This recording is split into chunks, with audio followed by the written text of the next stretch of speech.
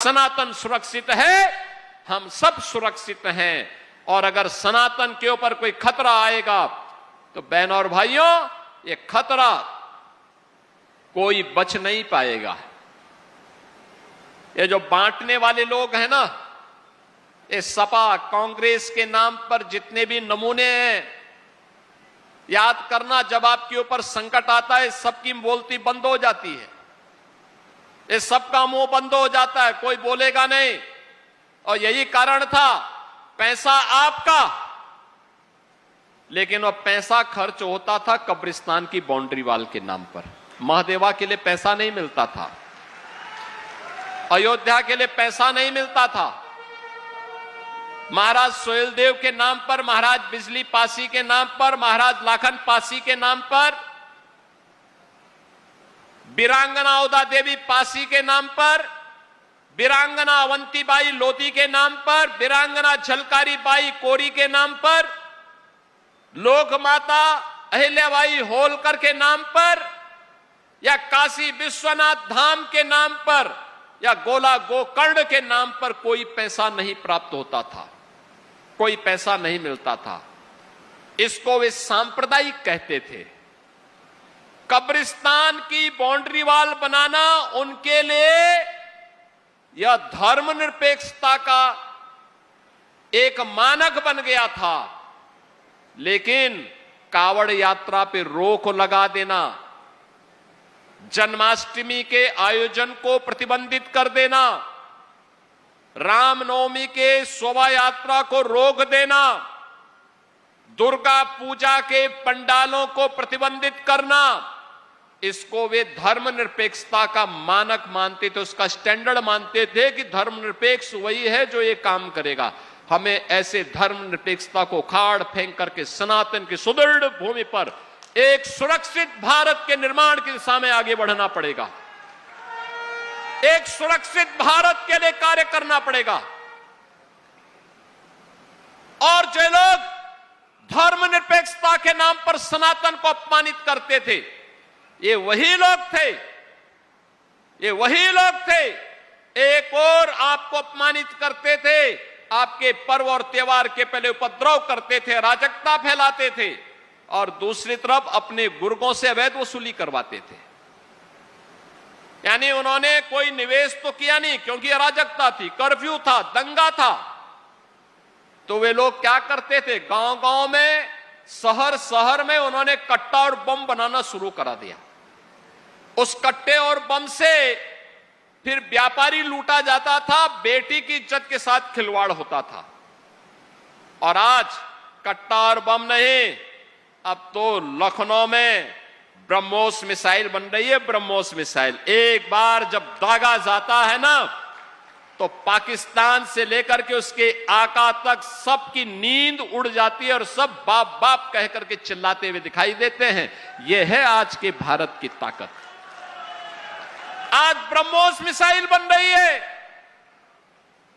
आज defence manufacturing corridor का एक नया केंद्र यूपी बन गया है।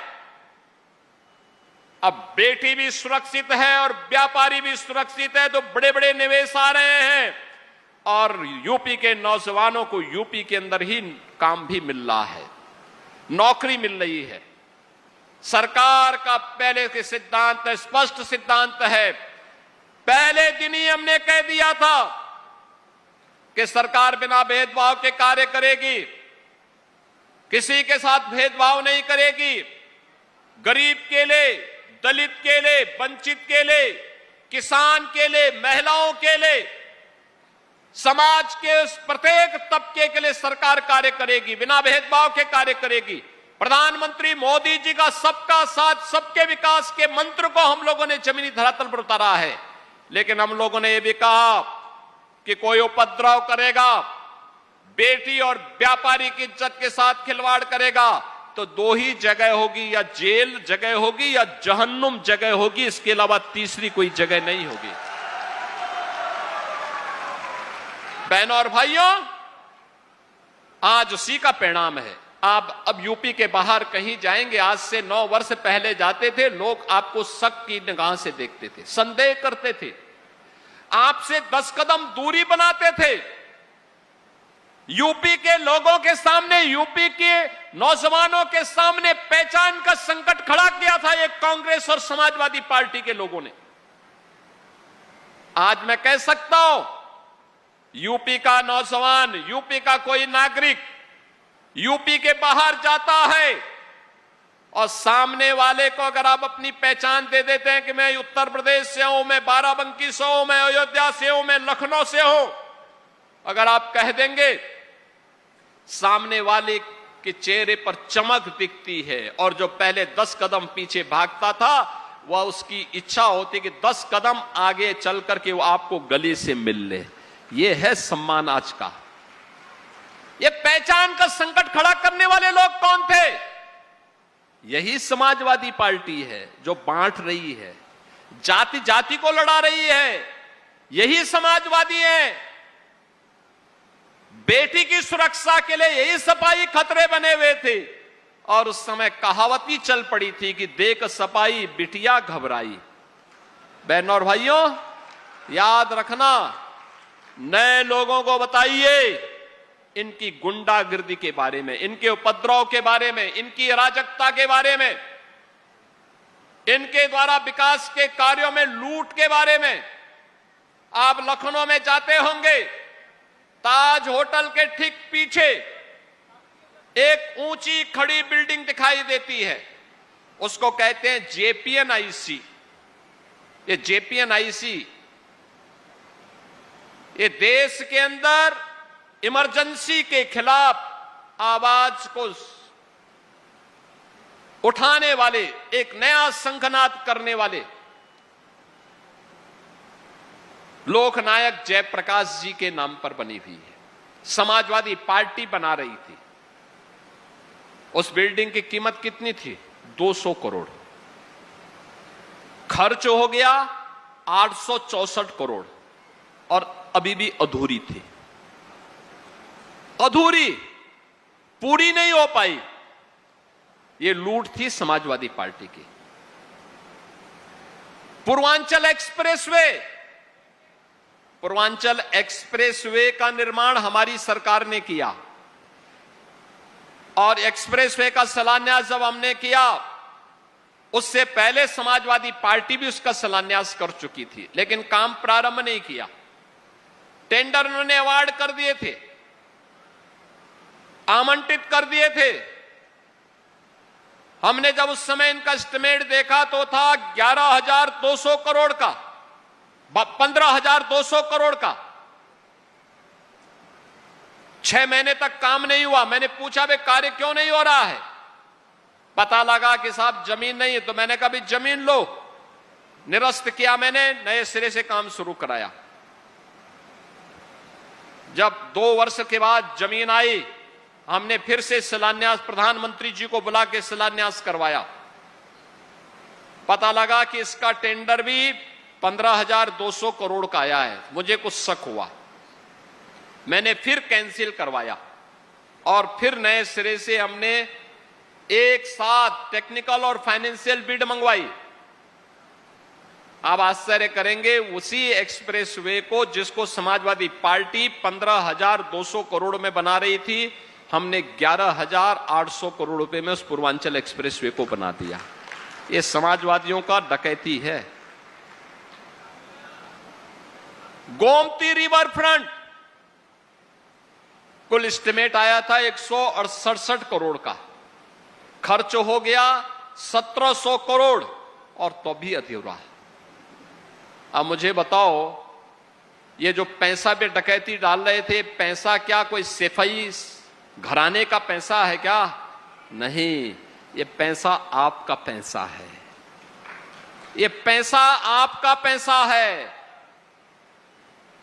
कांग्रेस के समय में उनके बेईमानी और भ्रष्टाचार के खिलाफ एक प्रधानमंत्री तो यहां तक बोल लिए कि 100 रुपया बेचता हूं, नीचे केवल 15 रुपया जाता है, 85 रुपया से बेईमान खा जाते हैं।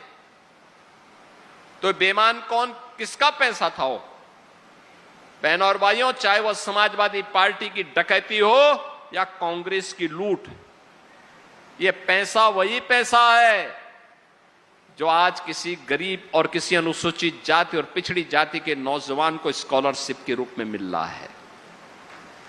किसी गरीब बेटी की शादी जिस पैसे से आज हो जा रही है, कन्या सुमंगला योजना के माध्यम से जो पैसा आज बेटियों को प्राप्त हो रहा है, टैबलेट के रूप में नौजवानों को एक टैबलेट उपलब्ध हो जा रहा है, अन्नदाता किसानों को किसान सम्मान निधि का लाभ मिल जा रहा है, किसी गरीब को सिर ढकने के लिए, छत के लिए प्रधानमंत्री आवास या मुख्यमंत्री आवास योजना का लाभ मिल जा रहा है। ये वही पैसा है जो हर गरीब को 5 लाख रुपए की स्वास्थ्य बीमा के रूप में भी प्राप्त हो जा रहा है। और इसी पैसे पे तो ये डकैती डालते थे, जिसको डबल इंजन की सरकार ने प्रधानमंत्री मोदी जी के नेतृत्व में मजबूती से रोका और कहा नहीं, एक गरीब का पैसा, एक किसान का पैसा, एक महिला का पैसा, एक युवा का पैसा, एक दलित का पैसा, एक पिछड़े का पैसा उसको मिलना चाहिए, जरूरतमंद का पैसा उसको मिलना चाहिए।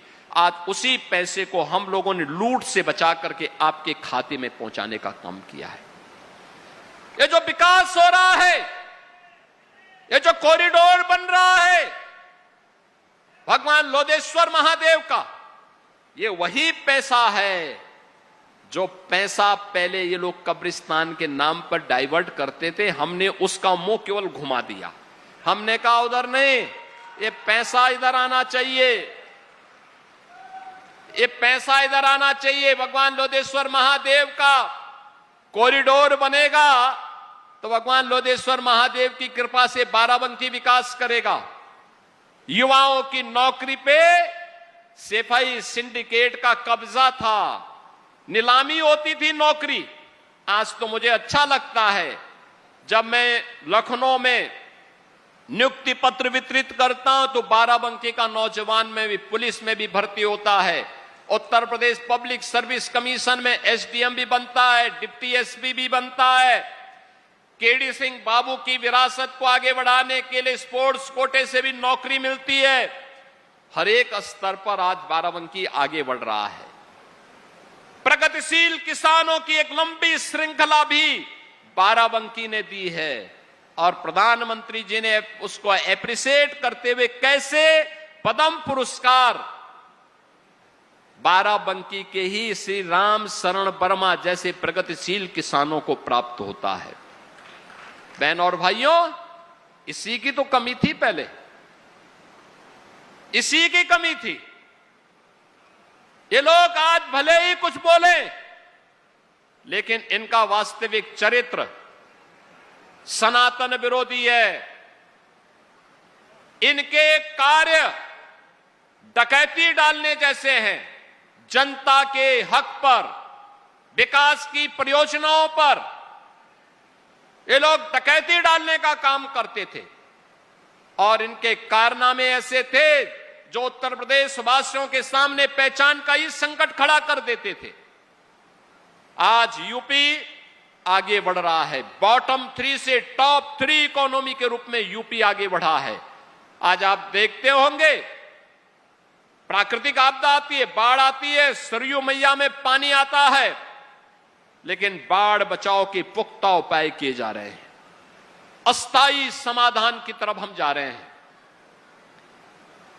गोमती आदि गंगा के रूप में मां गोमती के सुंदरीकरण और उसके पुनरुद्धार के कार्य को आगे बढ़ाया जा रहा है। और जो मैंने पहले भी कहा, स्टेट कैपिटल रीजन के रूप में बाराबंकी के जो दोनों हाथों में लड्डू है, एक तरफ लखनऊ है और दूसरी तरफ अयोध्या है, तो दोनों के बीच में बाराबंकी अपनी एक नई पहचान के साथ विकास आपका कोई रोक नहीं सकता है, कोई रोक नहीं सकता है। जो विकास लखनऊ तक आएगा वो बाराबंकी तक जरूर आएगा और जो अयोध्या आएगा वह बाराबंकी तक जरूर आएगा। आप सबसे मेरी अपील है, याद रखना, ये कांग्रेस और ये समाजवादी पार्टी ये विरासत के विरोधी भी है और विकास के भी धुर विरोधी है। इनको इससे कोई लेना देना नहीं है। ये गांव के विरोधी हैं, गरीब के विरोधी हैं, किसानों के विरोधी हैं, नौजवानों के विरोधी हैं और महिलाओं के तो जन्मजात विरोधी हैं। इन लोगों से सतर्क रहने की आवश्यकता है। सतर्क रहेंगे तो हमेशा सुरक्षित रहेंगे।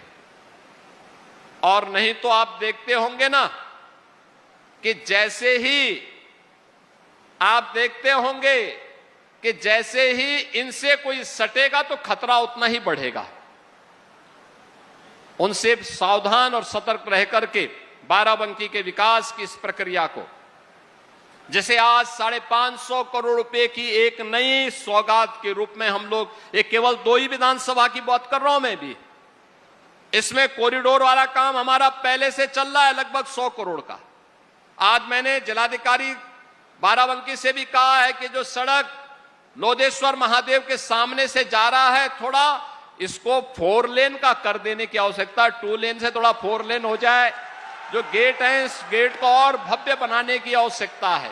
प्रस्ताव भेजें, पैसा हम देंगे, पैसे की कमी नहीं। आज अब पैसे की कमी नहीं है, विकास के लिए पैसे की कमी नहीं। जनता जनार्दन के लिए, युवाओं के लिए, महिलाओं के लिए, अन्नदाता किसानों के लिए, गरीबों के उत्थान के लिए कोई पैसे की कमी नहीं।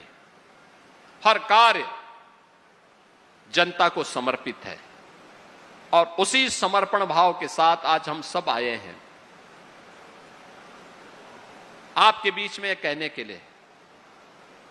आपने यहां पर दरियाबाद से सतीश चंद्र शर्मा जी को चुनाव जिता करके भेजा। विकास तेजी